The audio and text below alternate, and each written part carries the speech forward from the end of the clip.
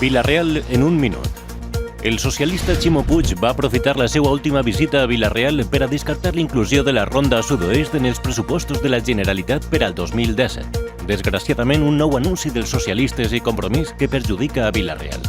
El tancament de l'ambulatori de Torrehermosa i de l'oficina de l'IBAG, la voluntat de suprimir el plurilingüisme, la supressió de la llibertat dels pares d'elecció de col·legi, l'atac a les nostres escoles infantils, la negativa a col·laborar econòmicament en la lluita contra els mosquits, l'aposta per ubicar l'estació intermodal a Castelló i no a la nostra ciutat, l'oblit absolut de Vila-real en els pressupostos del 2016 i ara la negativa a executar la Ronda Sud-oest són el trist resum de la nul·la aposta per Vila-real de la Generalitat de socialistes i Compromís.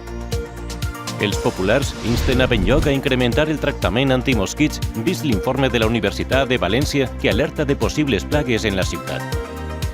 Treballant per un Vila-real millor. Partit Popular.